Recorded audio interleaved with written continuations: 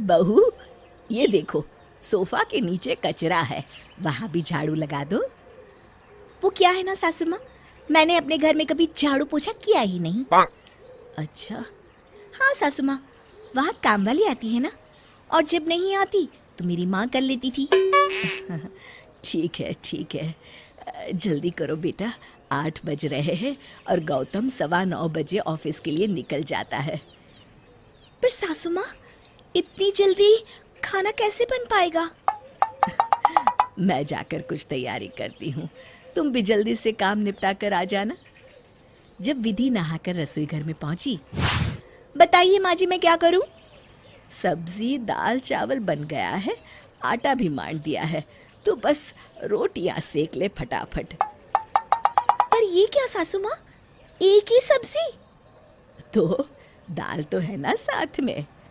अच्छा, देखिए बुरा न मानो तो एक बात कहूँ सासू माँ, मेरे यहाँ तो एक सब्जी में कोई खाना खा ही नहीं सकता। भैया तो सीधे थाली ही फेंक देते हैं। ये कहकर वो रोटियां बनाने लगी। हाँ हाँ ठीक है, पर जल्दी हाथ चला। माँ मैं जा रहा हूँ। अरे रुक बेटा, ये ले तेरा डिब्बा।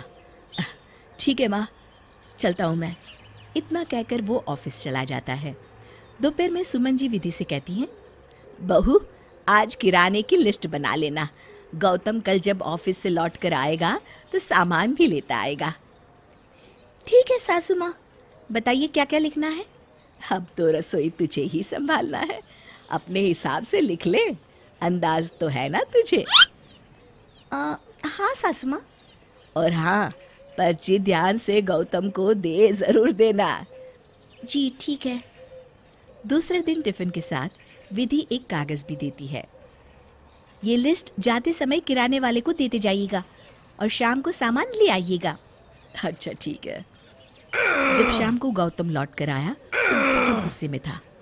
माँ माँ, क्या हुआ बेटा, बड़े गुस्से में लग रहा है। ये कैसा किराने का सामान लिखा था माँ? हर बार 5-6 हजार के अंदर आ जाता था और इस बार 15,000 है। 15,000? लिस्ट तो दिखा भला।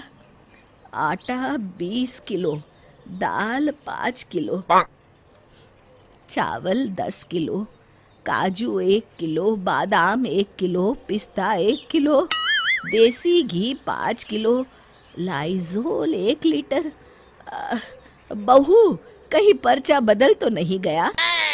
नहीं सासू माँ, ये मैंने ही लिखा है। इतना सामान तो किसी प्रोग्राम में आता है बेटा। सासू माँ, तो फिर लिस्ट आपको ही बनानी चाहिए थी। हमारे मायके में तो किराने का सामान ऐसे ही आता है। चुप, बिल्कुल चुप, अब एक शब्द भी नहीं सुनूंगा। मुझे पता है तेरे मायके वाले कितने रईस है। विधि गुस्से में कमरे में चली गई। ये क्या किया बेटा तूने, रुला दिया उसे। माँ, तुमने बातें नहीं सुनी उसकी? अभी उसमें बचपना है, पर तुम तो समझदार हो ना। अरे माँ, तुम भी जा, अब हाथ मुंह धो ले, मैं चाय बनाती हूँ। इसी तरह दिन बीतने लगे, पर विधि की शेखी मारने की आदत ना गई। लेकिन गौतम का इस आदत पर चिढ़ना बढ़ गया। एक दिन सुमन जी उसके लिए साड़ी लेकर आई। बहू, ये साड़ी लो। अरे वाह, तुम दीपावली पर इसी साड़ी को पहनना, हरा रंग तुम्हारे ऊपर बहुत अच्छा लगता है। सासू माँ, पिछले साल सेम ऐसी ही साड़ी मेरी माँ ने बर्तन वाली और झाड़ू पोछा वाली को दी थी। ये सुनकर गौतम को बहुत गुस्सा आया। वो कुछ बोलने ही वाला था कि सुमन जी ने उसे इशारे से चुप रहने को कहा। अगली सुबह गौतम ऑफिस के लिए तैयार होकर बोला, माँ टिफिन बना। बहू, टिफिन तैयार है? हाँ, बस हलवा रखना बाकी है। जल्दी कर बहू, ला हलवा मैं रख देती हूँ। सासू माँ, ऐसा हलवा तो मेरे घर में किसी के गले से ना उतरे। हम लोगों को तो एकदम घी में तर हलवा पसंद है। आज गौतम के सब्र का बांध टूट ही गया। वो अंदर गया और हाथ में एक सूटकेस लेकर वापस लौटा। विधि, विधि! जी कहिए। चलो। कहाँ? तुम्हारे मायके। क्यों? वहीं रहो और दूध घी खाओ, जब तुम्हारा पेट भर जाए तब आ जाना, समझी? अरे बेटा सुन तो। नहीं माँ, मैं नहीं झेल सकता। ये कहकर उसने विधि का हाथ पकड़ा और लगभग घसीटते हुए उसे मायके छोड़ आया। कुछ दिन बाद सुमन जी ने कहा, बेटा तू तो ऑफिस में रहता है और मैं पूरे दिन घर में अकेली रहती हूँ और इसीलिए खाली घर खाने को दौड़ता है। माँ, मैं कैसे जाऊँ? बड़े गुस्से में छोड़कर आया हूँ उसे। तो क्या हुआ बेटा, पूरे दिन घर में चहकती फिरती थी। देखता हूँ संडे को। अगले दिन गौतम का टिफिन देकर सुमन जी ने कहा, आज ध्यान से ले आना बहू को। आज नहीं माँ। शाम को जब 6 बजे गौतम घर लौटा तो उसने देखा दरवाज़ा बंद है। चलो एक्स्ट्रा चाबी से खोल लेता हूँ। दरवाज़ा खोलकर जैसे ही गौतम सोफा पर बैठा, उसकी नज़र टेबल पर रखे कागज़ पर पड़ी। मैं बहू को लेने जा रही हूँ, तुझे आना हो तो तैयार होकर बनारसी मिठाई भंडार पर आ जाओ। वो जल्दी से टैक्सी लेकर बनारसी मिठाई भंडार पहुंचा तो देखा माँ उसका इंतजार कर रही थी। आ गया तू? मायके में सुमन जी से विधि की माँ ने कहा, कैसी रही आप लोगों की तीर्थ यात्रा?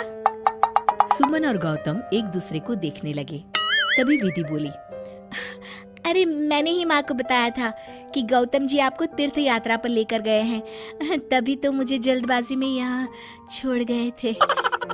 जी जी, बहुत अच्छी रही। फिर सुमन जी ने विधि की माँ से कहा, विधि से कहिए जल्दी निकलेंगे, नहीं तो रात हो जाएगी। जी हाँ, तैयारी तो हो चुकी है, खाना भी तैयार है, खा कर ही जाइएगा। खाना खाने के बाद सुमन जी ने कहा, खाना बहुत अच्छा था सबनन जी, मजा आ गया। तब विधि की माँ हाथ जोड़कर बोली, विधि ने बताया था कि हमारे यहाँ बिना 3-4 सब्जी और मिठाई के कोई खाना नहीं खाता, पर हमसे जितना हो सका उतनी ही व्यवस्था की। गौतम ने मन में कहा, अच्छा तो मैडम जी यहाँ अपने ससुराल की तारीफों के पुल बांधती है। घर पहुँचने पर सुमन जी ने विधि से कहा, बेटा ये अच्छी बात है कि तुम दोनों घरों की इज्जत बनाए रखना चाहती हो, पर याद रखो बेटा, ये झूठ की नींव पर नहीं होना चाहिए। मुझे माफ कर दीजिए सासू माँ, अब बात मेरी समझ में आ गई है। शिक्षा, पर हमें तारीफ उतनी ही करनी चाहिए जितनी सहज लगे।